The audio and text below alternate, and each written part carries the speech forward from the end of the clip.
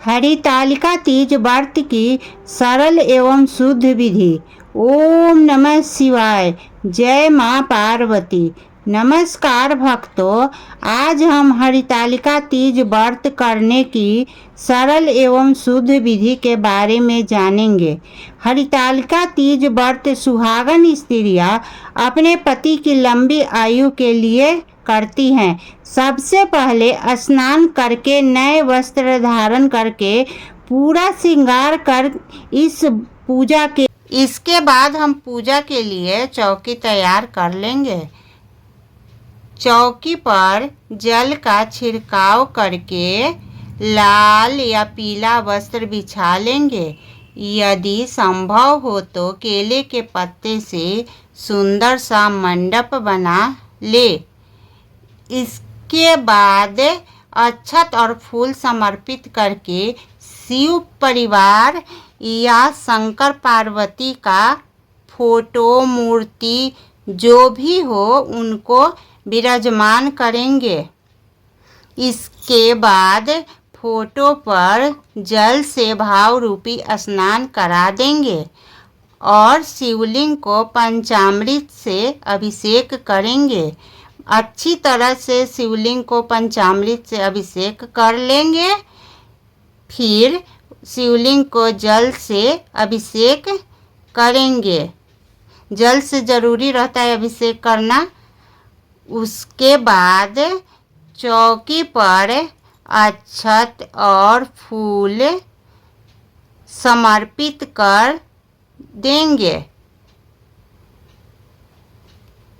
और उस पर कलश के लिए एक लोटा में जल लेकर उसमें अक्षत, सुपारी, फूल, सिक्का संकल्प करके डाल देंगे और कलश पर कलावा लपेट देंगे और सिंदूर या कुमकुम का 5 टीका लगा देंगे। अब उसके ऊपर दीप जलाकर रख देंगे।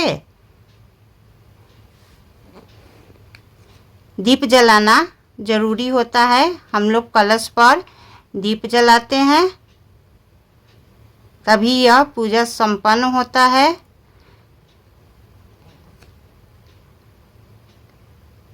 कथा बिना दीप जलाए हुए नहीं होता है। अब इसके बाद शिवलिंग को गंगा जल से अभिषेक करेंगे और फोटो पर वस्त्र के लिए चुंदरी चढ़ाएंगे। माता रानी को चुंदरी जरूरी होता है चढ़ाना। यदि वस्त्र न हो तो कलावा चढ़ा देंगे। इसके बाद शिव जी को चंदन का तिलक लगाएंगे और माँ गौरी को सिंदूर लगाएंगे। माता को सिंदूर ही समर्पित होता है, माता को सिंदूर ही लगता है। इसके बाद शिवलिंग पर बेलपत्र चढ़ाएंगे।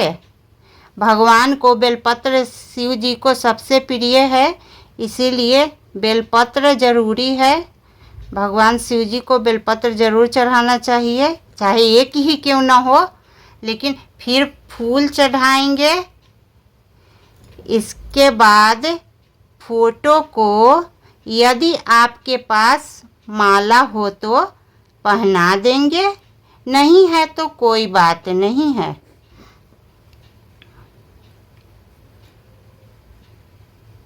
इसके बाद आपके पास जो भी भोग सामग्री हो, जैसे फल, मिठाई आदि, उसका भोग लगाएंगे।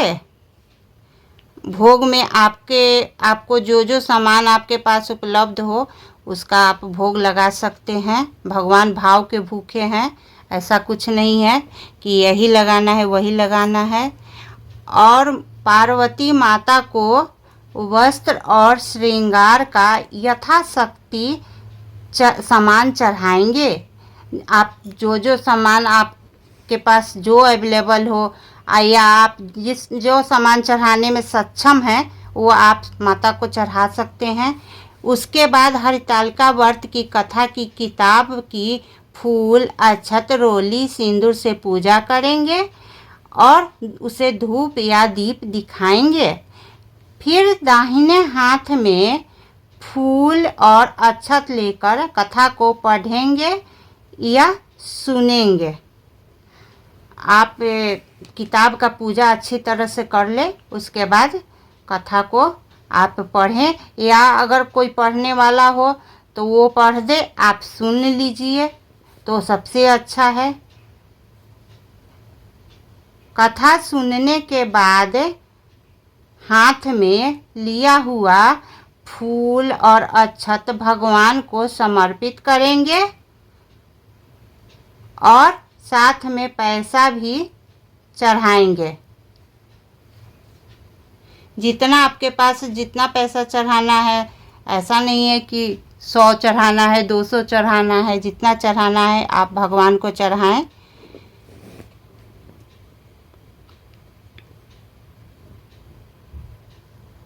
इसके बाद अच्छे से आरती की थाल तैयार कर लेंगे।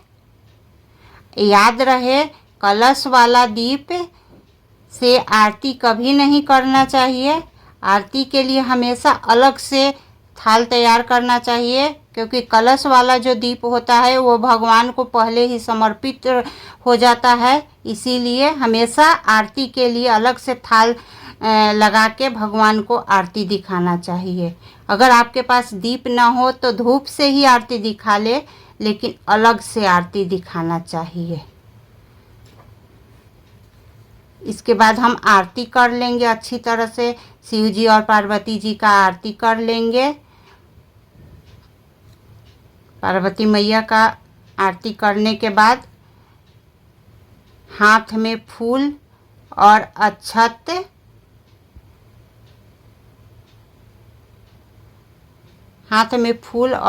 लेकर शिव जी और पार्वती माता से प्रार्थना करेंगे।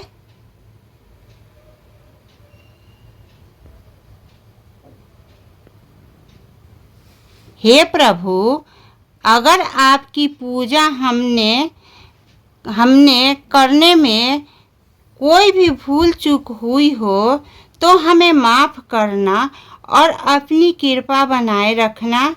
इस तरह से हाथ जोड़कर भगवान शंकर और पार्वती माता के सामने हम प्रार्थना करेंगे और जल से आचमन कर लेंगे।